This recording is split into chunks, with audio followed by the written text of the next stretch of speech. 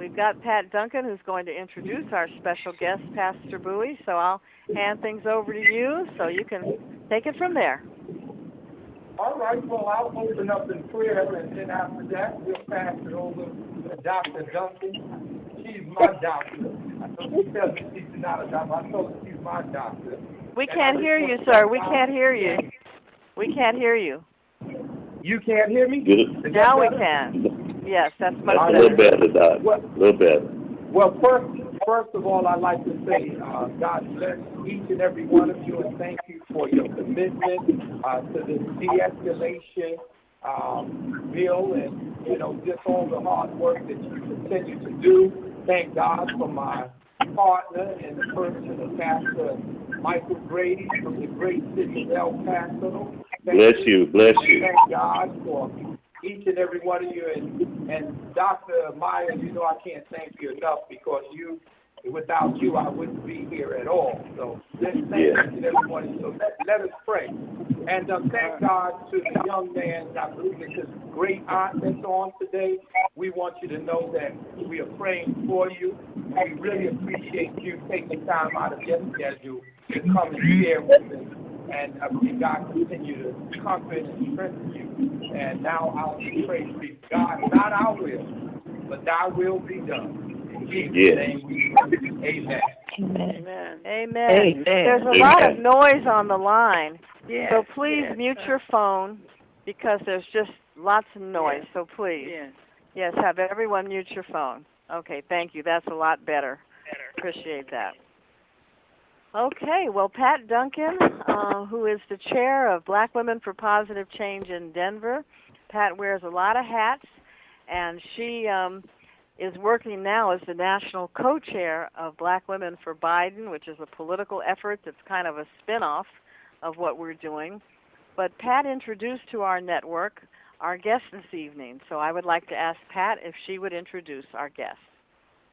Well, thank you so much, Dr. Myers. I greatly appreciate it. And, it's kind of hard introducing a friend under these circumstances. But Miss Doris Lee and I have been friends since high school. And a little bit of rivalry going on. You know how that goes. She went to one school and I went to another. And we have that little rivalry going. But she is an amazing person. And so when I called her and asked her to be the Texas liaison, because she's been in Houston for over 30 years.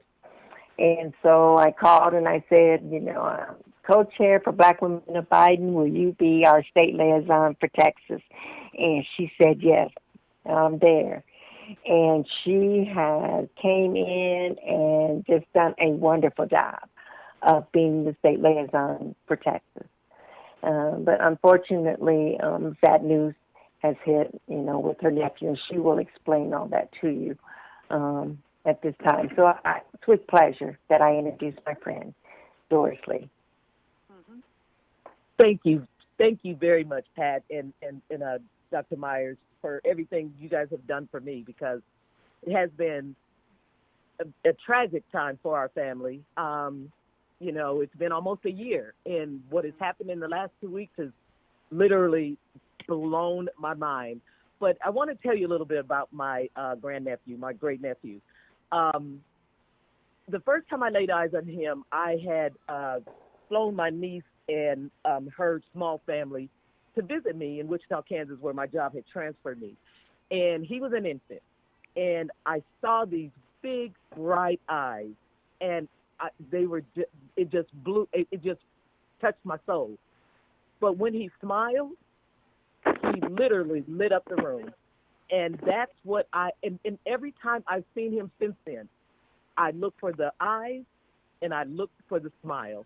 And he never, ever disappointed me. That's one of the things that I always look forward to when I visited Denver every single year since I was transferred away from there in 1988.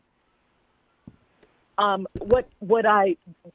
sure that many of you have heard in all of the communications lately that he was an introvert, and that he was very quiet. He was one of those gamers he could sit in a room by himself forever and just play games. And he really wanted to be someone that could write illustrations for games, because that's the type of person he was. He was very, very talented. To give you an example of his talent, some of which I didn't even know about until social media told me. But the one thing I did know is I started about 6 years ago. I started doing a family day when I go to Denver to visit in September. And he came to one of our family days in the park, and he had a sketch pamphlet or pad, a sketch pad, one of those big ones with multiple pages. And he had a picture, a very detailed picture of a lion that was about an 8 by 10. His sketch pad was about 12 by 16. He sat there and drew that lion as if he was tracing it, except for he scaled it to the size of the sketch pad, and it was 8 by 10 once again, and his sketch pad was like a 16 by 20. That's just how talented this young man was from sight. And so I was amazed. And we talked about that. We even talked about him going to art school. But he really wanted to be a massage therapist. Right after high school, he went and got his license, and that's what he had been doing ever since. What I did learn, which really touched my heart, was that he was also a self-taught violinist. I did not know that. Self-taught violinist, and he is and he loved animals. And what he started doing is, during his breaks as a massage therapist, he would go across the street to the animal shelter and play the violin for kittens. That tore my heart. It got me so deep that I just wailed when I realized what had happened. So on August the 24th of 2019, when he was walking to the store, he wore a mask. And I don't know if any of you have traveled to Denver, Colorado, and Aurora, Colorado. It can be in the dead of summer.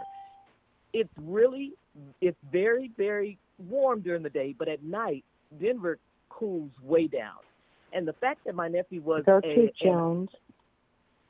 fact that he was anemic, and he was an avid jogger as well, he wore his mask at night. And then, I've also learned that part of his being an introvert, the mask also allowed him to feel a little more secure. But mostly it was because he was anemic. And when he walked at night and sometimes jogged at night, he'd get very cold. So he had on his mask. And the other thing it's important to note is, right after this happened, they revealed during newscasts that there was videotape of him going into the convenience store, because he left his home, walking 4 blocks to the convenience store, and he got to the convenience store. The tape shows that he went in, he bought his product, he did not take his mask off. He frequented that store, so they knew him, and there was nothing unusual. So nobody was alarmed that he had on the mask. Well, he left coming back home, and evidently someone had called saying there was someone suspicious walking down that particular street. And oh God! And they even it was even reported that the dispatch asked, well, is he armed? No, he's not armed, and he doesn't look like he's bothering anybody, but he looks suspicious. And so the other thing that I'm still curious about, and I'm hoping the FBI can help me understand this better, and that is, from the time he left the convenience store to the time he was attacked was a matter of minutes. The police never show up that quick. So I don't understand that timing. So I really want to get better educated as it relates to how they responded so quickly if the convenience store is only 4 blocks from his home, and he was attacked shortly after leaving the convenience store, going back to his home, which is about 4 blocks away. But anyway, they stopped him. He said to them, "Look, I'm an introvert. Please, I need my space." Evidently, they felt. Let me not assume what they felt. but they did not appreciate what he said. All three tackled him to the ground, held him down for 15 minutes. He begged for his life. He apologized. He told him, look, I'm sorry. This is not me. I would never do anything. And I will tell you, and I've told Dr. Myers this, I'm a aunt, I'm a great aunt, and I'm a great-great aunt. And among that group, I have over 200 nieces and nephews. And he is the least likely that this should have ever happened to because of his gentle soul. And it's been that has been his history from the day I met him as an infant to the last time I saw him when I was in Denver. And so for them to feel, I know for a fact they could not possibly have felt intimidated or felt like their life was in jeopardy. But they tackled him, all three. They held him to the ground. Even though he vomited, begging for his life, they did not let him up. And they said that he wasn't still enough, so they called a paramedic and gave him a lethal, I'm assuming, a lethal dose of ketamine or ketamine, however it's pronounced. And not to mention that they choked him while he was down. So, and then the other thing that is very disheartening is the fact that all three body cams dislodged at the same time. Personally, I think that's not true. So, he had heart attack twice on the way to the hospital, and then they removed the life support 7 days later. And after the internal investigation, they were cleared and sent back to the street to work. Fast forward almost a year, and it's important for me to say this too, and that is there have been protests ever since on a local basis. There's a small group that has been with my niece and my family in general. They are constantly going to city council meetings, and they chant his name. They refuse for this entire 11 months. They refuse to allow his name to go silent. And I will forever, just as I'm forever grateful for this organization, I will be forever grateful for them. And after the George Floyd tragedy happened, and they protested in Denver just as they protested all over the country and then world, his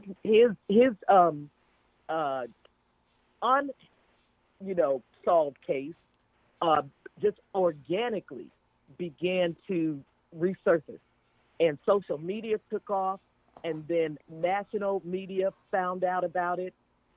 National media responded to it because when this happened, I sent a very impassioned letter with a bunch of links for national media to look at, and I just did not get one single response.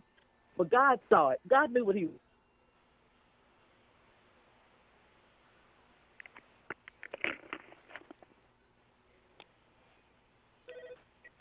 Hello? Hello? Oh, it seems like we might have lost Doris. She'll have to phone back in. Yes, well, this is an incredible tragedy. He sounded like a wonderful young man. Yes. And even looking at, looking at the young man, just looking at him, he looked as a gentle soul. You know what I'm saying? Some people look hard or come across hard, but from what I saw of him as a young man, and it's sad, for what has occurred. And as we continue to do this work, that my desire and my goal is that no mother, no father, no aunt or family member would have to hear of such a tragic, miscarriage of justice take place. Mm-hmm. Absolutely. Yes, and Pastor Grady, of course, you fortunately didn't have to go through this with your daughter being a victim there in El Paso, but my goodness. Just really we're something. getting ready for the anniversary of that day, but it's terrible, and we still are dealing with the psychological and emotional trauma in this city, along with everything else that's happening in the nation. So my heart goes out to her and the family. Absolutely. Yes. Okay, I don't know what happened to the link here. Sometimes this line gets kind of crazy, doesn't it? Did anyone have trouble logging on tonight? I did not. And I didn't either. Okay. I did not either. Okay, well, I didn't either. Okay. Well, Pat, would you just share with them the press release that we put out and how we're calling for the Academy in Elijah's name? I'm going to try to call Doris and see if I can figure out what's going on. Okay. Okay. Hello? Doris, is that you? Yes, this is me. Okay. I don't know what happened. Okay. Well, we're on freeconferencecall.com, and you get what you pay for sometimes. That's true. I was just talking away. So where do you want me to continue, or do I need to wait? Well, I think we can open it up for some questions or comments from the group, but no, if you have a closing statement you'd like to make, please do, in terms of what's going on now, yes. Yes, just two closing statements. One is, and Pat actually announced this on during our Juneteenth meeting, but the governor signed into law Bill SB 217, and it addresses Colorado's troubling history with brutality and racism, and it mandates a lot of things, like it mandates that body cameras be worn, and if they're deactivated, they will be charged. It requires them. It prohibits all Colorado police from shooting rubber bullets indiscriminately. It allows justice for victims of police violence by ending qualified immunity. That's extremely important. It targets racial profiling and requires public reporting on policing. And those are just a few, but to me, it is one of the most comprehensive bills that we have across the country, and I think it will serve as the type of bill that other states will adopt. And just one other thing that I think is important to note that I just found out last night, and that is several police officers were filmed in the last week at the close to the place that my nephew was attacked. They were filmed, and nobody is saying what they were actually doing, but it was turned in to Internal Affairs, and whatever was on that film got the Denver FBI is now involved in this case. That's incredible. Yeah. It'll be incredible to see what they were doing. I can't wait to see what's on those tapes. So now I'll just take questions if you have any. Stephanie? Yes. Guess who carried the bill? It's Senate Bill 217, and our friend, Senator Rhonda Fields, carried the bill. Oh, my goodness. Yes, she did. Okay. Rhonda Fields. Well, that's wonderful. Yep. Well, that shows the importance of electing people, because Pat was very involved in helping her get elected some years ago. That's wonderful. And we supported her, and it makes a difference. Political action makes a difference, and we've got to get that across to people. Exactly. I agree. Very good to hear. Very good to hear. And But yeah. Dr. Myers, this is Pastor Buie. I'm going to have to get off the line, unfortunately, and I'd like for Pastor Michael Grady to fill in as the co-chair to take over as I get off. Okay, thank you. Okay, thank you, Pastor Buie. Thank you, Doc. We have such leaders in our group. Pastor Buie has heard me say this before, but a couple of weeks ago, he was downtown in Los Angeles with other ministers standing between Black Lives Matter and the police. Yeah.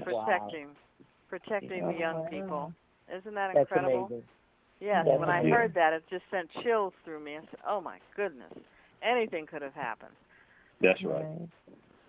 So one of the things that we're doing with Doris's permission is this is the De-Escalation Advocacy Committee, Doris. And this committee was formed after Congresswoman Gwen Moore introduced legislation to promote de-escalation of violence. It's called the National De-Escalation of Violence Public Safety and Community Act. So we've been meeting now for really, goodness, at least 6 or 7 months and talking about how to get this bill passed. So one of the things that we've done, team, and I hope you read the press release we shared with you, we're calling on the governor of Colorado to institute the Elijah a de-escalation institute in his name, in Elijah's name.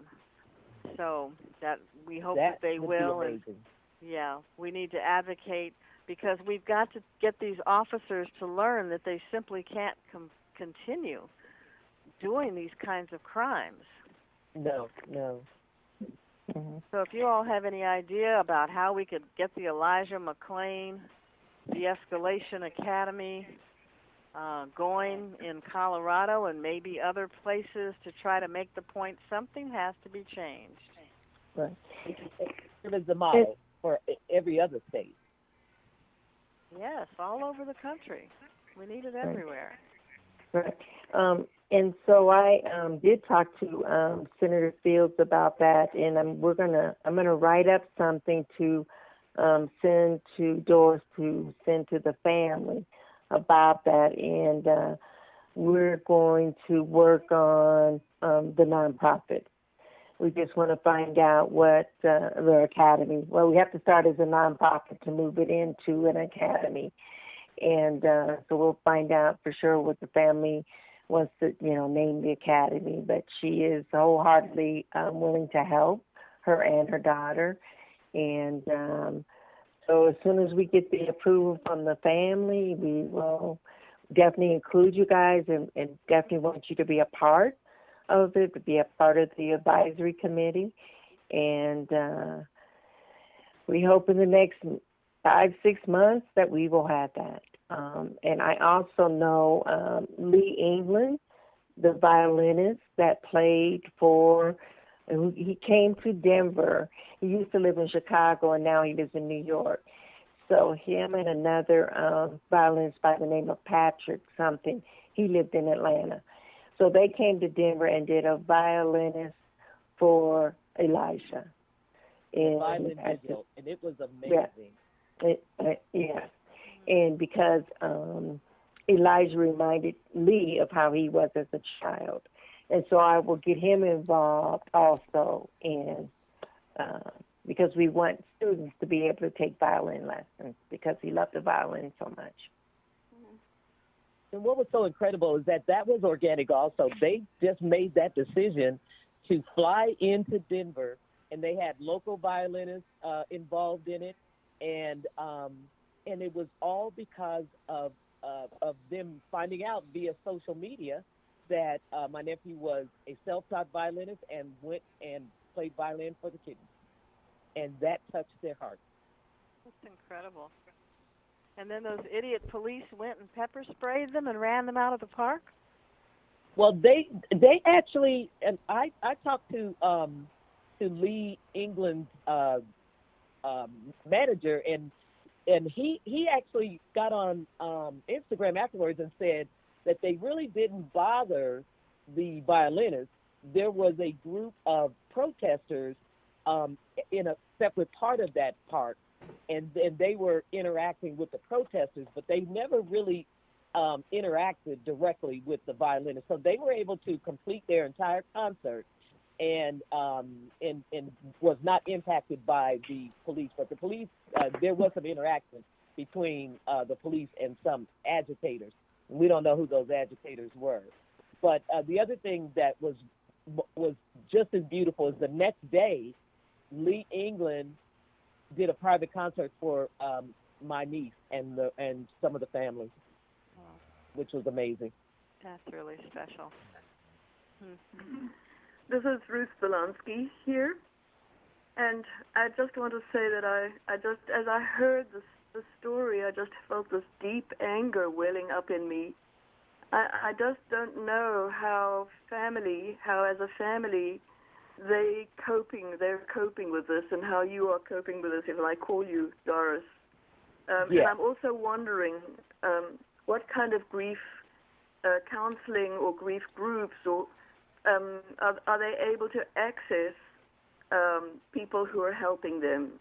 Unfortunately, it's not a community that anyone wants to belong to. Right. We have. I'm not aware of any grief counseling to date. My sister is deeply religious, and so she keeps us grounded in prayer. And we're all religious people, and so we focus on that. But I know I need some, because I've got so much bottled in me, and I'm not even in Denver. And that's part of the grief, is that I can't even be there to hold my family. But I stay busy. I try to be very productive. But your point is very well taken. I'm sure that is something that needs to happen. Because the grieving, I think, very often we're stunned initially, especially at what happened to him. And then later on is when we really start to experience these, I wouldn't call it PTSD, but something like that, which is that the grief kind of overwhelms you and takes you over in ways that you can't expect. And usually it happens so much later to many people. So because there's been so much going on in trying to find out what's happening, that their minds are focused more on trying to solve what happened to him, that maybe when things kind of settle down a bit, it suddenly will overwhelm them. And it's just something to look at. And to your point, as an aside, I'm also a violinist. Oh, that's amazing. And so I think to your point, I was directed by some angel by the name of Oliver Buie, who included me today. Wow. That's great. Amazing. Well, let me ask a question, because we have an expert on the line, Renita Valerie, who's an expert with conflict resolution. Renita, are you still on? Yes. Okay. This whole issue of grief counseling, as we try to think about designing a de-escalation academy, we had one person who suggested that restorative justice should be included in the De-Escalation Academy. Should grief counseling be there too? Well, part of the restorative practice does include grief counseling. I would suggest that the academy would have a very comprehensive program that would include grief counseling and not just the restorative practices piece. That's just the apology or whatever the family or the individual might need or want, so that they feel as though there's been some reparation in terms of harm, that it's been repaired, there's some type of reconciliation.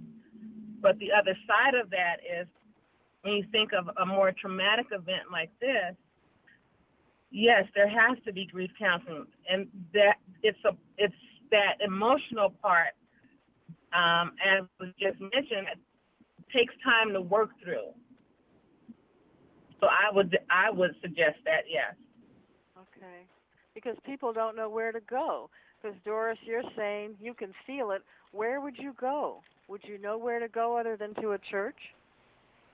The only thing I can think of is, when you have insurance, they have EAP, which is a counselor that you can be referred to as part of your benefit.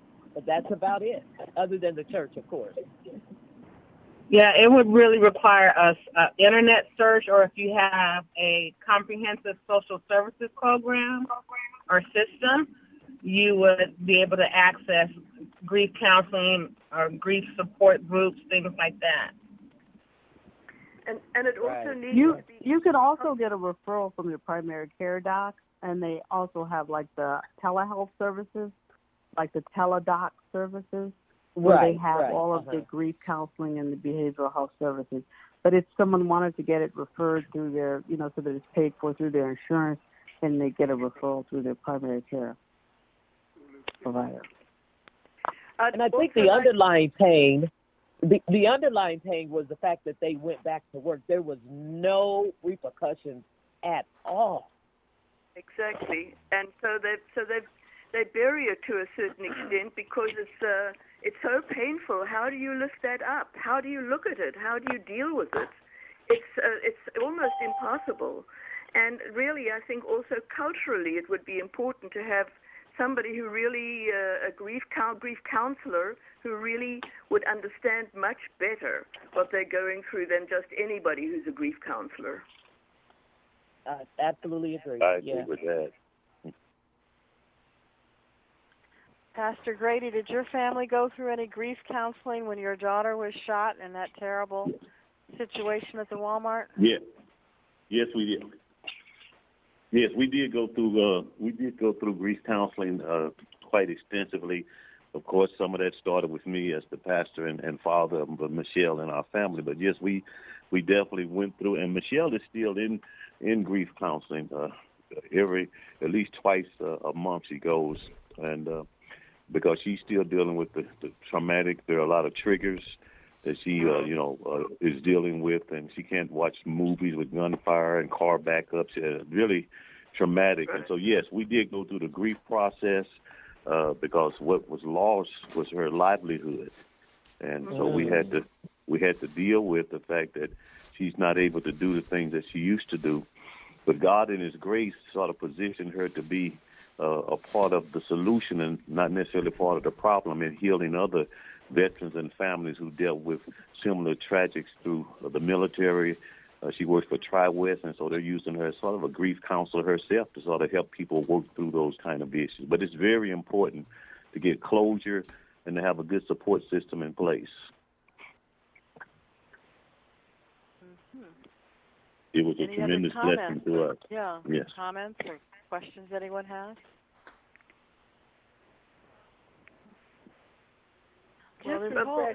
Yes, go ahead. Just refresh us once more when this incident occurred and what has been the follow-up from the time it occurred to today. Well, basically what happened is the tragic event happened August the 24th. My nephew was taken off life support 7 days later. The investigation took a couple of months, and they did not release his body until the investigation was over. Oh. Once his body was released, they, meaning their internal affairs, decided that there was no wrongdoing, even though they heard the same tapes we heard with him begging for his life. They know that he vomited and they know that there was a chokehold that was administered, and they knew how slight built he was, 140 pounds, and 3 cops on him. I mean, literally pinning him down, and they still released him after the investigation and released him back to regular duty. And then fast forward, as I think this is when I actually cut off. Fast forward, George Floyd, Denver protested, and then it organically they started protesting again for Elijah. It went viral, literally, and because Change.org put a petition together to reopen the case, and it's up to at least 3 million signatures now. The governor reopened the case, I think it was last week. Oh. Hallelujah. Yes. Hallelujah. And it's a independent special prosecutor that's on the case now. And then, as I just indicated, since the governor opened the case, the FBI they came in after that. They came in after the governor officially assigned a prosecutor. So that is truly a blessing in itself. Doris, if I may, do they have a faith community that they're members of? No, they don't. My sister is an ordained minister, and so but my niece does not attend her church or anything of that nature. So my sister is very, very religious, as I indicated. My niece has her own idea of religion, and so they kind of go to their own. They refer to their own religions as for support. So my suggestion is that I have found very often that healing circles do a lot of healing. The healing isn't complete, but momentarily at least there's some relief. And maybe if your sister and your niece could talk together about what would be meaningful to them with their friends and community, whoever they would want to have present, and with memories of Elijah, and not like a funeral, not like people standing up and talking about him, and not a memorial, but a healing. What would be healing to them? For them to discuss with the family, what would be healing? Would there be poetry? Would there be singing? Would there be a violinist? Would there be candles? Would there be pictures? Would there be dancing? Whatever, that something that they would feel would be healing, that they would hold him in their hearts in that circle. I think that's a wonderful idea, and I think bringing that violin in will always keep Elijah's spirit alive. Yeah. Right, and they should decide what they want. They should figure out what it is that the family wants, that each of them will get some satisfaction and some healing from it in whichever way they can receive it. It doesn't have to be in one way. Right. That's a great idea. I will certainly suggest that.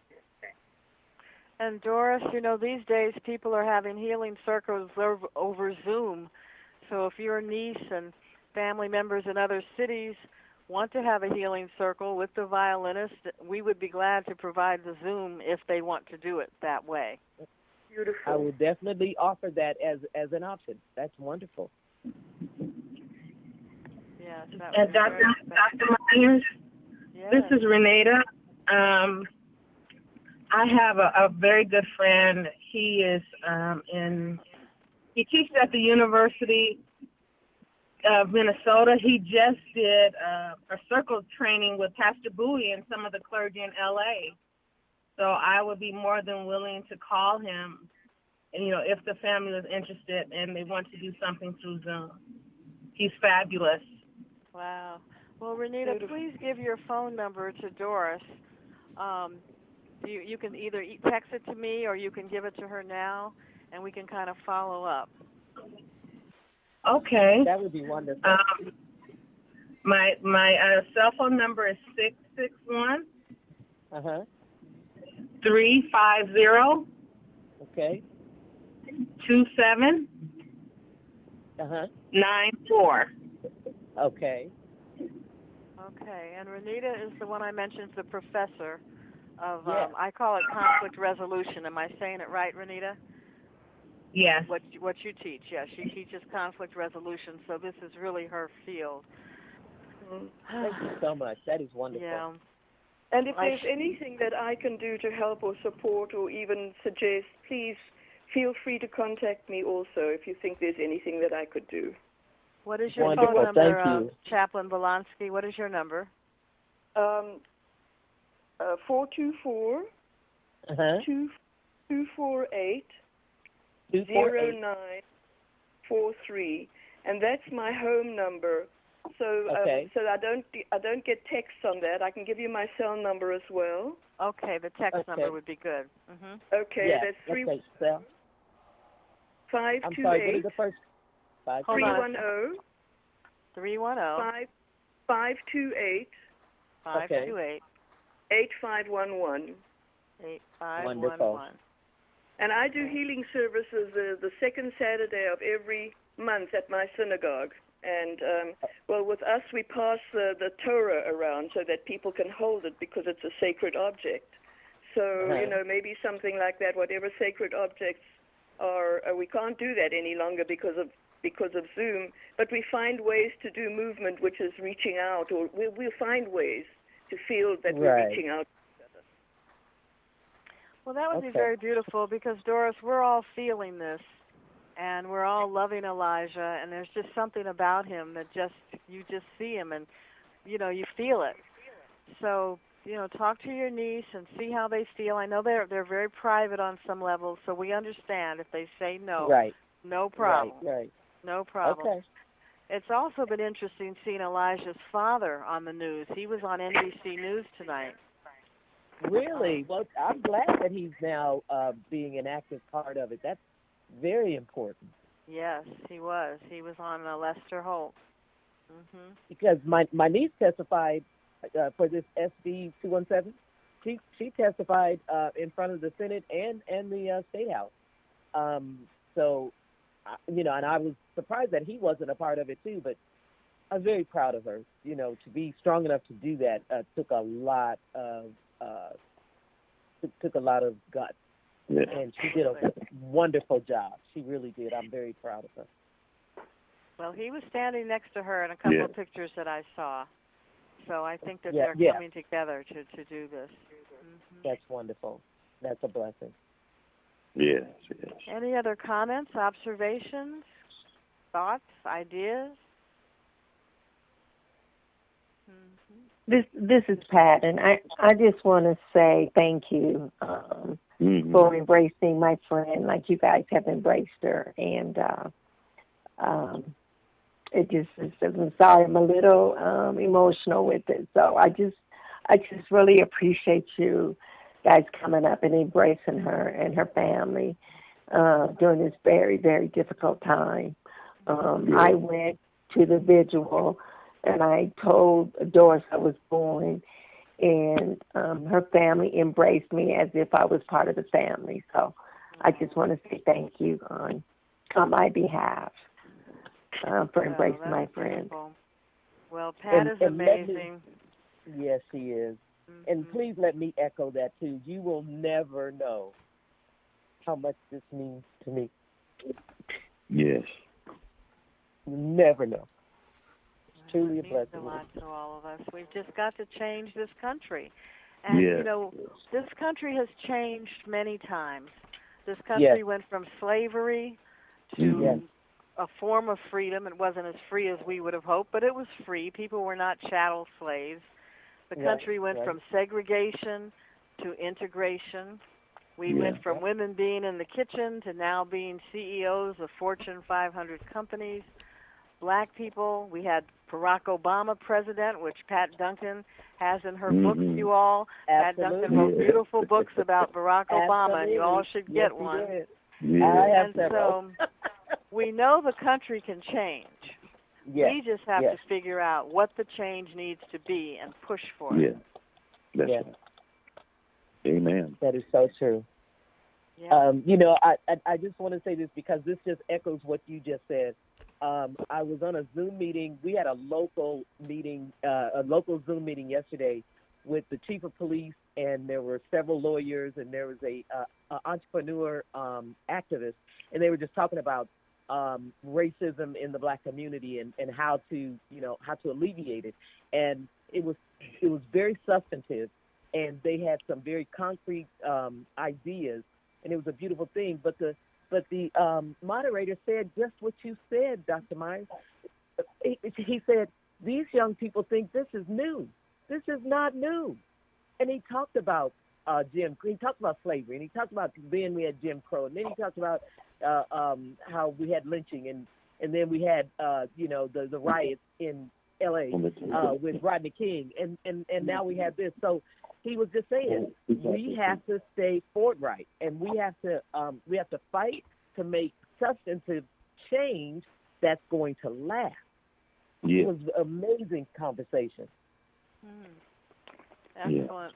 Well, we had a young man he wasn't young. We had an older man from Black Lives Matter on a few weeks ago. And he was saying one of the weaknesses in the Black Lives Matter effort is they don't know what they want. They're protesting, but they have no clue about follow-up. That's the worst. That's the worst. That's the worst thing you can do is get you have an audience, but you don't take advantage of. We have to take advantage of this audience right now. Yeah, and tearing down monuments is not enough. It's good that positive change knows how to direct the part that's left off, and thus it's functioning. Our movement forward is functioning in this manner. For instance, the Institute, which will be publicized and drummed into our hearts and minds to help us change. Absolutely. Who was that? Was that Pastor Coles? I'm trying to recognize the voice. Gertrude. Okay, Gertrude. Okay, Gertrude Jones. Okay, very good. Yeah. Well, here we are. Yeah. Pastor Grady, do you have any comments or observations you'd like to make? Well, I want to first say that I appreciate everything that has been said on today. It sort of echoes the sentiment of the whole nation as we struggle to try to make sense out of this chaos. But I do believe that there is going to come a season in our not too distant future where the healing, the kind of healing that needs to take place is going to be both in legislation and in application. One of the greatest challenges is that we write laws, we march, we protest, and from a preacher perspective, everything happens in the heart. And so in order to change the heart of a nation, one of the most profound statements ever written was when John the Baptist was in prison, and he sent his disciples to say, go ask Jesus, is he the one or should we look for another? And Jesus could have said, go tell John, job well done. It's okay for him to go ahead and leave the scene. But that's not what he says. He said, go tell John what you see and what you hear, that the lame walk, the blind see, the hungry are fed, lives are changed and turned upside down because of the love of God that constrains us. So one of the greatest challenges in all of this, and I'm talking about from August 3rd to all the things before August the 3rd and the things that are happening every day in this nation, is that we're sick, and we like to determine that the sickness is in the heart. We would love to think that legislation and laws, there were laws on the books when George Floyd was being suffocated to death on international TV. There were laws on the book when Eric Garner said, I can't breathe 11 times. There are always laws on the book, but out of the heart flows the issues of life. And you and I, those of us who are a part of this call, we're going to have to love people. We're going to have to invite them to a place where the darkness is exposed and the light is offered, that they might be able to see the reality of our faith lived out in a way that changes communities. We spend a lot of time, I'm from the Midwest, and we spent a lot of time in those days trying to affect change with legalism and with laws and with legislation. But I tell you what, the greatest change I've ever seen in my life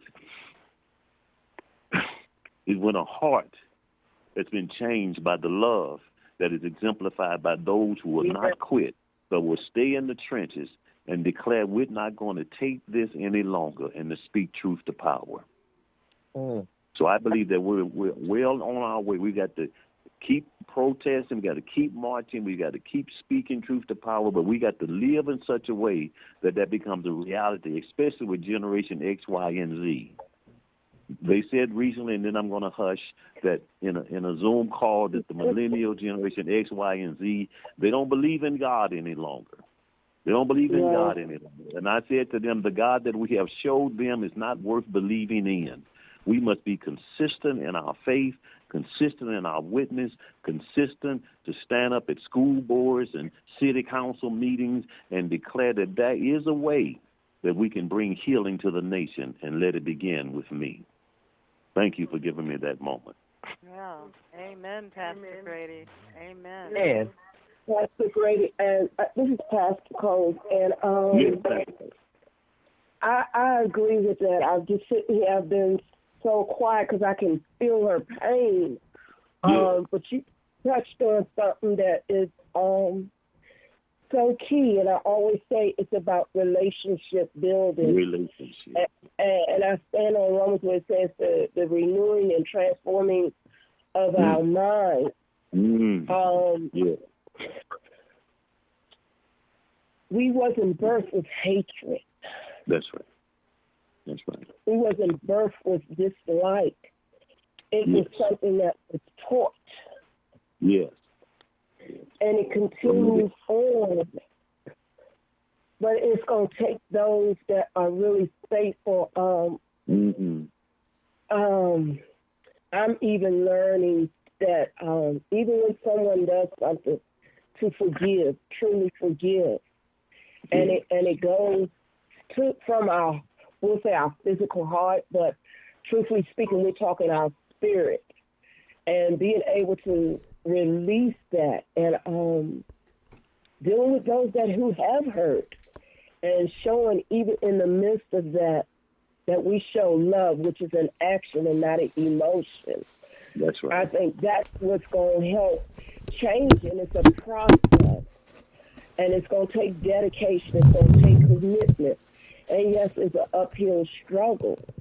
But if we can change one or two, plant that seed, I see it helping in our community, the community that we actually live in. I think one of the problems we do, sometimes we have our own set mind instead of listening to what the need is to bring out that hurt and to deal with that from a realistic point. And that's how we're going to see change. And I am in agreement with you.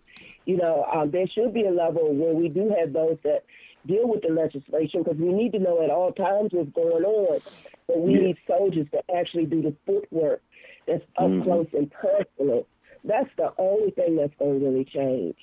Old school, the grandmothers and all, you know, they sat down with the kids and your neighbors, you know, we all came together and we reasoned together, and that's what we got to get back to, you know. And I know some of these new laws, you know, they don't want you all touchy-feely and all that, but that's what we're missing, because we don't know how to agree and disagree. We don't know how to sit down and talk about it to see how we can come with a resolution. Everything's microwave, and we got to go back old school.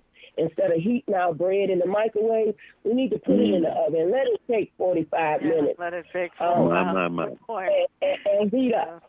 And heat up. And you appreciate during that time. And we need to let God do the new thing that God told us God will do.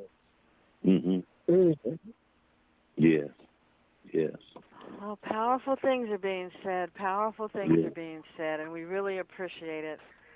But Pastor Grady, we're getting close to our hour here, and we try to stay within that hour. So we need someone to pray us out, and however you wish to do that. Yeah.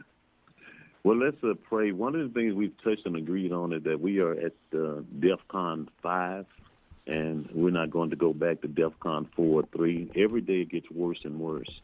But our faith teaches that this is a process where God is doing some great things in the land as he is calling men and women unto himself. And judgment is falling. Then there's an enemy walking up and down in the earth looking to discredit the person of the Lord Jesus Christ and his love in the earth. So let's pray together now as we prepare to end this call. Father, we thank you for the privilege of gathering together as your children, called and set apart in the earth in this time, for such a time as this. You have prepared us, you have equipped us, and even you've called us to walk through the valley of the shadow of death and not stop, but keep on walking while looking unto Jesus, who is both author and finisher of our faith. Thank you for the courage of these who are on the call to love one another, to expose themselves to to be ready to receive healing and nurturing in this season. Help us to be ambassadors of goodwill. Help us, Father, to move our communities toward collaboration with all of the creative beings that you placed in the earth before us. Help us to reach these young people with love and with consistency and competence, courage, and commitment as we navigate these very tumultuous waters. Be in us what we cannot and sometimes will not be for ourselves. Allow the grace of God, the peace of God, that even surpasses all understanding, to guide our hearts in this season. We pray much for those who are mourning in this season, and we weep with those who weep. We yet rejoice with those who rejoice. Father, continue to show yourself strong and mighty, and we'll be careful, we'll be intentional to give you the glory, honor, and praise in the matchless and strong name of he who sits at your right hand, even Jesus the Christ, our soon-coming, conquering King. Amen and amen. Amen. Amen. Amen. God bless you. Well, thank you, Doris. Thank you so much for sharing your story with us. Praying much for you. We're going to wait to hear from you about the healing circle. Mm-hmm. And if you want to go forward with it, Rabbi Bolonsky and Renita and all of us will certainly help if we can. And if they want to do it online, we'll all be on there. And the family can, Rabbi Bolonsky, are you still on? I'm here, and I'm so grateful that you've included me today. It's such great. I thank you so much because it's a great honor for me. Well, thank you. Can a healing circle have people in it that don't actually know the family, or is it best for it just to be the family? It's really up to the family to decide what they want. Mm-hmm.